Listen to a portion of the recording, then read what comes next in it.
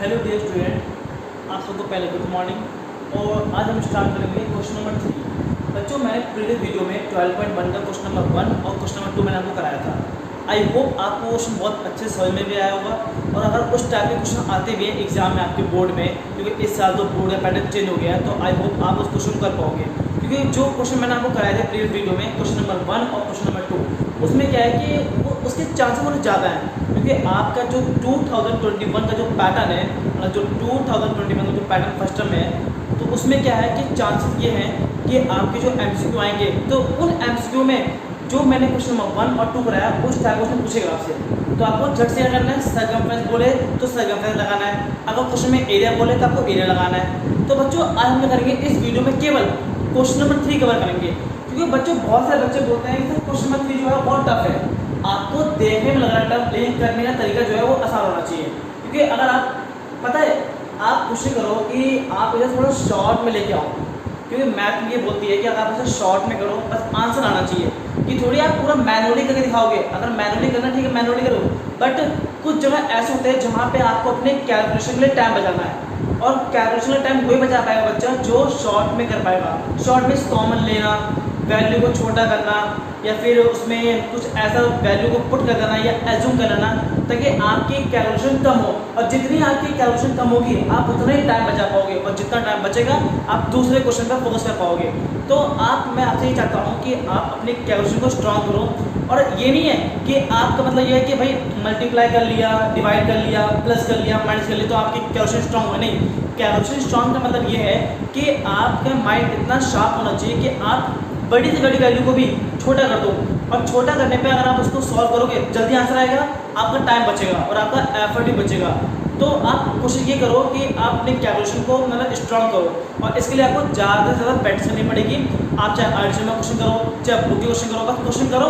और आप अपने माइंड से क्वेश्चन क्या करो, उसे एज्यूम करो कि मैं वैल्यू क्या मानूँ, क्या लेट करूँ, ऐसे कैसे कॉमन लूँ ताकि वैल्यू मेरी छोटी आए और मेरा टाइम भी बच जाए। ओके, तो बच्चों आज हम चैप्टर नंबर 12.1 का क्वेश्चन नंबर 3 स्टार्ट कर रहे हैं। जो क्वेश्चन नंबर 3 है, आप अगर बुक में चेक करोगे तो बुक में फिगर दे रखी है।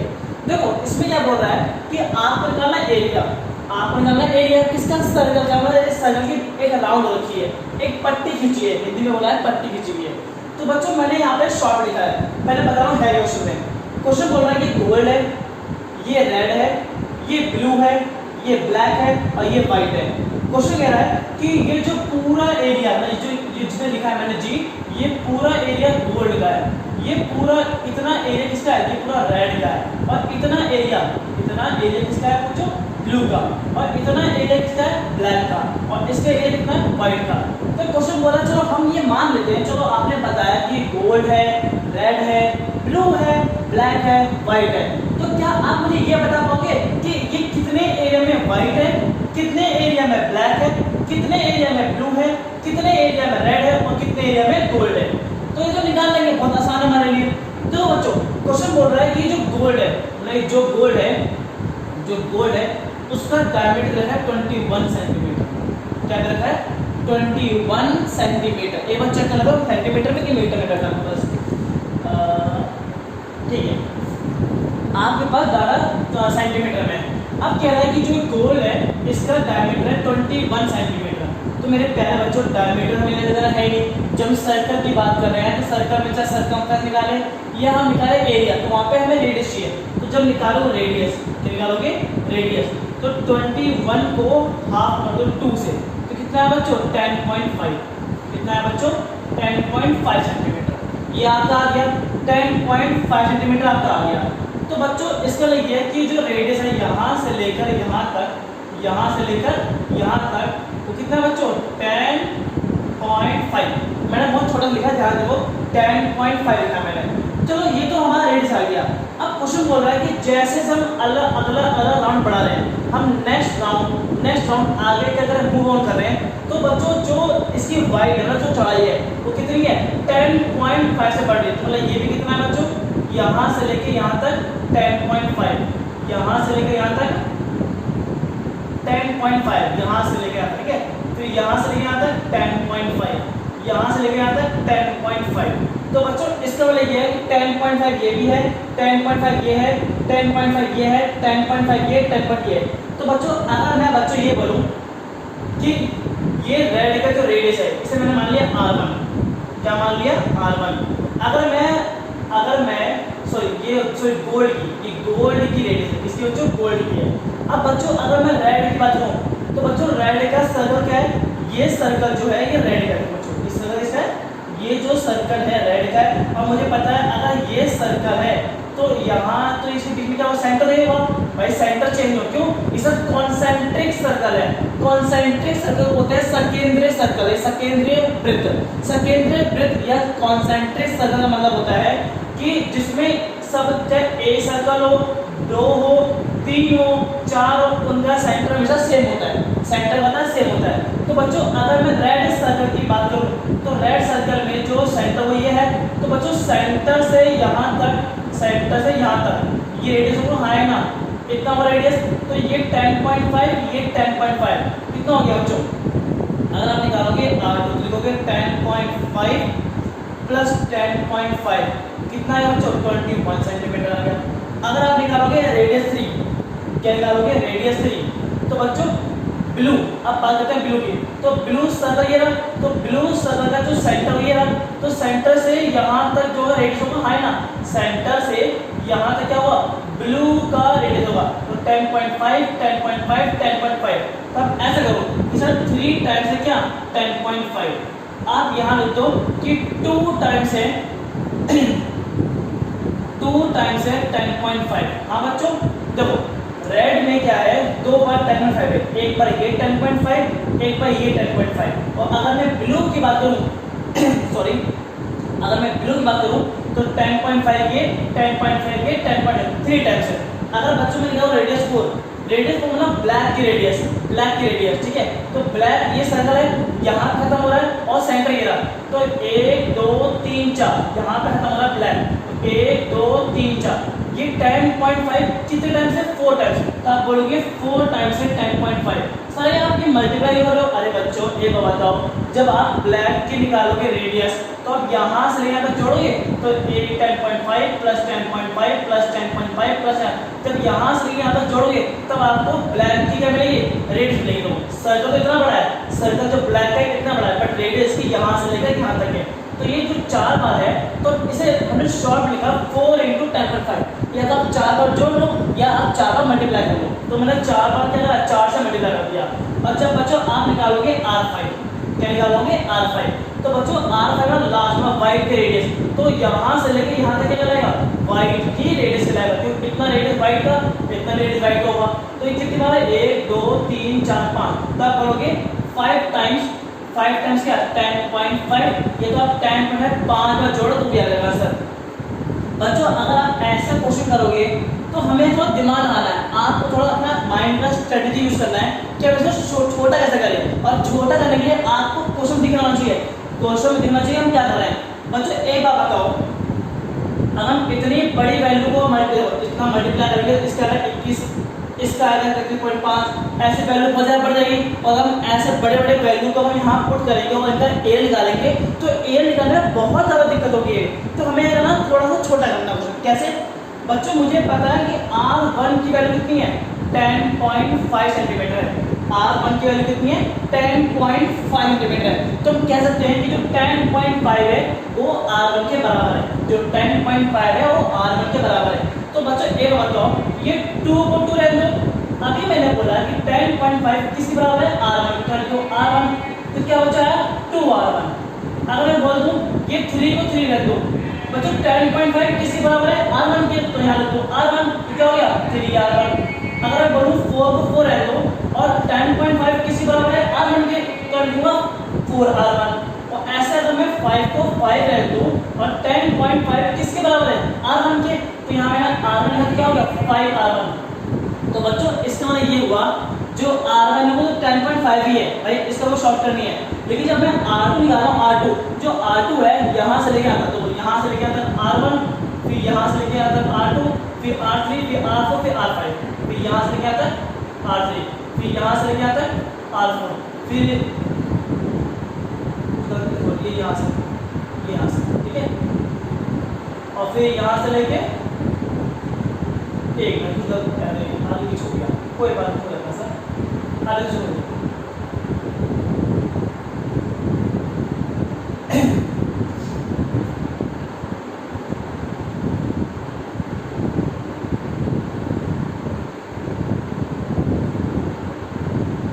तो ये R1, ये R2, ठीक है, फिर R3, फिर R4, फिर R5। मैंने इसलिए नहीं किया क्योंकि ना फिर ना जो इमेज खराब हो जाएगी, फिर जब मैं आगे एरिया बताऊंगा ना समझ नहीं पाऊंगा मैं क्या कर रहा हूँ, इसलिए मैं मिटा देता हूँ। वैसा समझ लो मैं क्वेश्चन को। अब बच्चों R1 10.5 है, R2 कितना है 2R1, कैसे आया मैंने बताया आपको। जो R3 की वैल्यू क्या है 3R1 के बराबर है, जो R4 की वैल्यू वो 4R1 के बराबर है, और जो R5 है वो 5R1 के बराबर है। तो इस तरह से हमें रेडियस को शॉर्ट कर लेते हैं ताकि हमें आसान हो कैलकुलेशन करने में। अब एक काम करते हैं, हम 1 बाय 1 हर एक सर्कल का निकालते हैं, हर एक सर्कल का, हर एक रिंग का एरिया निकालते हैं। हम निकालेंगे पहले गोल्ड का, area, area of gold, area of gold. बच्चों ये गोल्ड है वो यहाँ से लेके यहाँ तक है ना, यहाँ से लेके यहाँ तक है ना। जब एरिया ऑफ गोल्ड निकालो फॉर्मूला लगाओगे पाई R1 का स्क्वायर। सर हमने R1 क्यों लिखा, क्योंकि मैंने बताया है कि गोल्ड का एरिया ये है, रेड का एरिया ये है, ब्लू का रेडियस ये है, सॉरी मैं रेड बोल रहा हूँ, ठीक है। गोल्ड का रेडियस, रेड का रेडियस, ब्लू का रेडियस, ब्लैक का रेडियस, व्हाइट का रेडियस। तो बच्चों पाई की वैल्यू क्या होती है 22/7। अब बच्चों मैंने क्यों रखा, क्योंकि क्वेश्चन में साइलेंट है, क्वेश्चन में बोला ही नहीं कि पाई की वैल्यू क्या है, तो हम पाई की वैल्यू वहां रखेंगे 22/7। अब बच्चों बताओ R1 का मान कितना है, R1 का मान कितना है 10.5, तो लिखेंगे 10.5 इंटू 2 बार है ना, तो 10.5 और लिखेंगे सेंटीमीटर स्क्वायर। क्यों, इस सेंटीमीटर इसका भी था, सेंटीमीटर इसका भी था, तो सेंटीमीटर स्क्वायर हो गया। और ये याद रखना कि जब निकालते हैं एरिया तो स्क्वायर में आता है, क्योंकि एरिया में 2 बार मल्टीप्लाई होता है डिजिट का, तो वहाँ सेंटीमीटर स्क्वायर हो गया। अब बच्चों 7 के पारे में आप मान लो पॉइंट है नहीं, आप ये मान लो यहाँ पॉइंट है, यहाँ लिखा हुआ है 105, तो बच्चों 7 के पारे में 105 आता है, यस आता है, कितने बार में 15 बार में, कितने बार में 15 बार में लिख दिया मैंने। अब बच्चों बताओ यहाँ पॉइंट कितने बार है, यहाँ से राइट हैंड साइड से काउंट करो, पॉइंट 1 के बाद है, तो अब यहाँ लगा दो पॉइंट 1 के बाद लगा दिया, तो वैल्यू क्या आई 22 इंटू 1.5 इंटू 10.5, यही बच्चों। अब बच्चों देखो 22 को 1.5 से मल्टीप्लाई करो, तो आप कैसे मल्टीप्लाई करोगे। अब देखो जैसे जब 0.5 की बात हो, जब 0.5 की बात हो तो ये क्वेश्चन आसान होता है, कैसे करना देखो बच्चों। आप इसे मान लो 1 है, ठीक है 1। अगर 22 को 1 से मल्टीप्लाई करो कितना आएगा, 22 को 1 से मल्टीप्लाई करो तो 22 से आएगा हाँ ना, प्लस मान लो मैं 1.5 को 2 पार्ट में बांटा हूँ, एक 1 में एक 0.5 में, तो मैंने मान लो यहाँ 1 माना, तो 22 एकम 22 ये हो गया। अब बचा है 0.5, 0.5 का मतलब होता है कि जब भी किसी नंबर को 0.5 से मल्टीप्लाई करोगे तो उस नंबर का आधा लगाना। फॉर एग्जांपल अगर मैं लिखूं 4 इंटू 0.5, तो आधा करोगे उस नंबर का आधा कर दोगे, तो 4 का आधा 2। अगर बोलूँ मैं 18 का 0.5, तो 18 का आधा कितना होता है 9। तो आप क्या करना है, जब भी किसी नंबर को 0.5 से मल्टीप्लाई करोगे आप उसका आधा कर दो, ठीक है, सिंपल होगा आपके लिए। तो बच्चों 22 एकम 22, फिर 22 का आधा कितना हुआ 11 और जोड़ कितना हुआ 33, कितना है बच्चों। तो जब 22 को 1.5 से मल्टीप्लाई करोगे तो 100 रुपये का कितना है 33 आ गया, और इंटू कितना बच्चों 10.5, इंटू कितना है 10.5। फिर क्या करते हैं दोबारा करते हैं, क्या करते हैं दोबारा करते हैं 30, इसे भी 2 टुकड़ा बांटो, 33 को 10 से मल्टीप्लाई करो कितना 330 आएगा हाँ है ना, प्लस फिर 33 का आधा कर लो, 33 का आधा था 16.5, कितना होगा बच्चों 16.5। जब 16.5 जोड़ोगे तो कितना होगा बच्चों 5.6 और ये तो आया 346.5 सेंटीमीटर स्क्वायर। तो इस तरह से आपका एरिया ऑफ गोल्ड आ गया, इस तरह से आपका एरिया ऑफ गोल्ड आ गया। तो ये आपका पहला पार्ट कंप्लीट हो गया। अब बात करते हैं रेड की, अब निकालते हैं area of gold, area of sorry gold red, area of red. अब बच्चों जब रेड निकालोगे तो बच्चों रेड कितने में, आप बोलो सर ये रेड है, तो आप एरिया ऑफ रेड निकालो बड़े प्यार से। जब बच्चों एरिया ऑफ रेड निकालोगे तो जो एरिया ऑफ रेड है वो यहाँ से स्टार्ट है और यहीं के अंदर अंदर से खत्म, मतलब कि इतने एरिया में रेड है, केवल इतने एरिया में केवल रेड है, इतने एरिया में, इतने एरिया में। अब इतने एरिया में रेड है तो आप रेडियस यहाँ से केवल यहाँ तक मानोगे, आप यहाँ से आप नहीं मान पाओगे, तो आप क्या करोगे, अगर आपको रेड का निकालना एरिया तो आप एक काम करो, ये सेंटर मान लो, सेंटर मानना पड़ेगा, और यहाँ से रेड मान लो, कोई दिक्कत नहीं है। आप रेड का एरिया निकालने के क्या हो, रेड का एरिया निकालने के इस सर्कल में से, और आप इस सर्कल में से इस सर्कल का एरिया माइनस कर दोगे तो इतना एरिया क्या बचेगा, रेड का एरिया बचेगा, हाँ है ना। अगर आपको रेड का निकालना एरिया तो ये इतने बड़े सर्कल में से आप ये छोटा वाला सर्कल एरिया बाहर निकाल दो, तो ये एरिया किसका बचा है, रेड का बचा, हाँ है ना।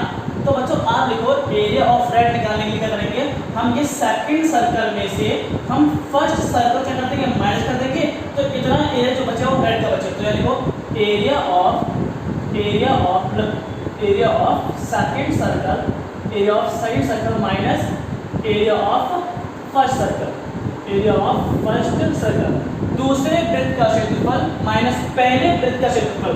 बच्चों सेकंड सर्कल एरिया क्या हुआ, पाई, और मुझे पता है कि सेकंड सर्कल एरिया कितना है, r2 है, तो लिखेंगे पाई r2 का whole square by 2 pi r2 का स्क्वायर माइनस पाई r1 का स्क्वायर। अब बच्चों मैंने कहा था कॉमन लेने से और वैल्यू छोटी आएगी, तो बच्चों इन दोनों कॉमन क्या है, पाई कॉमन है, क्या कॉमन है, पाई, तो यह बचा क्या, r2 का स्क्वायर माइनस r1 का स्क्वायर। फिर बच्चों देखो पाई को पाई रहने दो, r2 का मान कितना है बच्चों, अब यहाँ पे आपको दिमाग लगाना है, r2 का मान कितना है, r2 का मान कितना है, तो बच्चों बोलेंगे 2 × tan फाइव, नहीं ये नहीं बोलना आपको शॉर्ट करना है। r2 की जो वैल्यू है वो है 2r1, जो r2 की वैल्यू क्या है 2r1, तो हमें क्या करना है 2r1, क्या करना उसका होल स्क्वायर, क्या करना बच्चों होल स्क्वायर।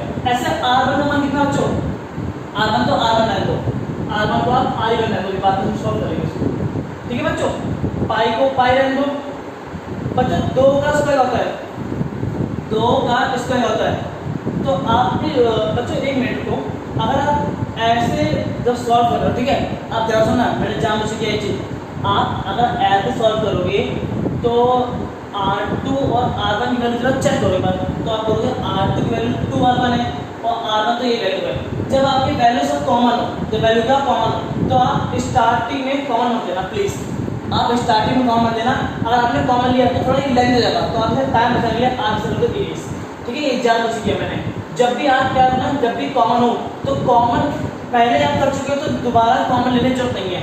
आप क्या करोगे, आप क्या करोगे, पाई को पाई रहने दो, पाई को पाई रहने दो, ठीक है बच्चों। r2 का मान कितना है बोलो, r2 का मान कितना है 2r1, तो यहाँ लिखो 2r1 का होल स्क्वायर, और ये बच्चों पाई r1 का होल स्क्वायर, पाई को पाई रहने दो, 2 का स्क्वायर 4, r1 का स्क्वायर r1 का स्क्वायर, और ये क्या है पाई r1 का स्क्वायर, फिर 4 पाई जब 4 पाई, और ये क्या है r1 का स्क्वायर, और ये क्या बच्चों पाई r1 का स्क्वायर। 4 पाई r1 में से पाई r1 क्या बताइए ना 3 पाई r1 का स्क्वायर, तो 4 पाई r1 स्क्वायर में से अगर पाई r1 स्क्वायर एक चला गया तो बताइए ना 3 पाई r1 स्क्वायर। अब बच्चों 3 को 3 रहने दो, अब point to be noted, pi r1 square की वैल्यू कितनी है, पाई r1 स्क्वायर की वैल्यू कितनी है बच्चों 346.5, 346.5, और अगर आप इसे 3 से मल्टीप्लाई कर दो तो ज़्यादा आसान होगा, तो 3 5 जा 15 हाथ से लगा, 3 6 18 और 19, फिर 3 4 जा 12 फिर 13, 3 6 9 10, कितना है 1039.5 सेंटीमीटर स्क्वायर, 1039.5 सेंटीमीटर स्क्वायर। तो बच्चों इस तरह से आपका जो एरिया ऑफ साइड है वो भी आपका निकल गया। आई होप आपको ये समझ में आया होगा बच्चों। आप इसे पॉज करके इसको उतार लो। अब मैं इसे इरेज कर रहा हूँ, अब मैं निकालूंगा एरिया ऑफ, निकालूंगा क्या ब्लू, एरिया ऑफ ब्लू, सब मैं कर रहा हूँ इरेज, ओके। जब एक बार पॉज करना तो उतार लो पेपर।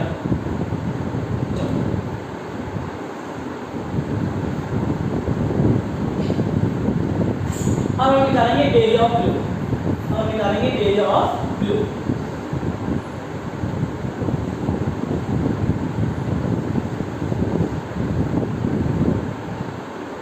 बच्चों जब निकालेंगे area of blue, area of blue, आप याद रखना कि गोल्ड का एरिया कितना है 346.5, लिख दो यहाँ पे कि जो गोल्ड का एरिया है वो 346.5 है, आप माइंड रखना।